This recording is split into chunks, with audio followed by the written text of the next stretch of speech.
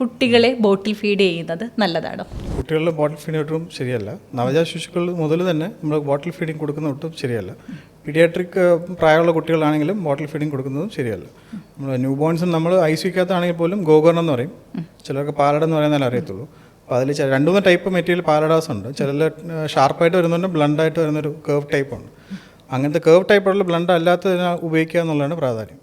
ബോട്ടിൽ feed കൊടുക്കാൻ പാടില്ല എന്ന് പറയാൻ കാരണം ബോട്ടിൽ ഫീഡ് ഉപയോഗിക്കുന്നതോടുകൂടി ആ കുട്ടിക്ക് നിപ്പിൾ കൺഫ്യൂഷൻ കോമൺലി അറിയാമെന്നുള്ള കാര്യം. പക്ഷേ അതിനെക്കാട്ടുള്ള ഡേഞ്ചറസ് എന്ന് പറയുന്നത് ഇത് ഒരു ലിപ്പിൻ്റെയും ഈ മോണിൻ്റെ ഷേപ്പൊക്കെ മാറും. അപ്പോൾ ഷേപ്പ് മാറുമ്പോഴത്തേക്കും ഇവർ സംസാരിക്കുന്ന പ്രൊണൗൺസിയേഷൻ കുറച്ചുകൂടെ കഴിയുമ്പോഴത്തേക്കും മാറ്റങ്ങളൊക്കെ ഉണ്ടാവും.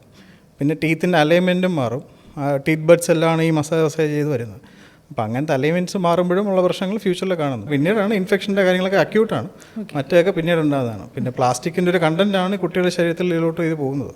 അപ്പോൾ വയറിനകത്തുണ്ടാകുന്ന വ്രണങ്ങളുണ്ടാക്കും. പിന്നെ അങ്ങനെ ചില കുട്ടികൾ കരച്ചിലൊക്കെ ആയിരിക്കും, ചില കുട്ടികൾ അത് കാരണമായിരിക്കും ഇൻഫെക്ഷൻ വരുന്നത്. അപ്പോൾ അതിന് കൊടുത്ത് എങ്ങനെ ക്ലീൻ ചെയ്താലും ഒരു ബോട്ടിൽ ഫീഡിങ് കൊടുക്കാൻ പാടില്ലാത്തതാണ്.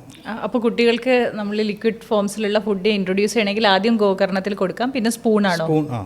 കപ്പും സ്പൂണും പിന്നെ കുട്ടികൾക്ക് അതിൽ കൊടുക്കുന്ന ക്വാളിറ്റിയുള്ള സാധനങ്ങൾ ഉപയോഗിക്കുക എന്നുള്ളതാണ് പ്രാധാന്യം ഈ വീനിങ് ടൈമിലൊക്കെ. മിക്കവരും ഇത് ചൂസ് ചെയ്യുന്നൊരു പ്രവണത വരുന്നത് ട്വിൻ ബേബീസ് ഉള്ളപ്പോൾ, അല്ലെങ്കിൽ എവിടെയെങ്കിലും യാത്ര പോകുമ്പോൾ, കാറിലായാലും ട്രെയിനിലായാലും. അപ്പം അങ്ങനത്തെ സാഹചര്യങ്ങളിൽ അത് ഒഴിവാക്കുക എന്ന് പറയാനേ പറ്റത്തുള്ളൂ.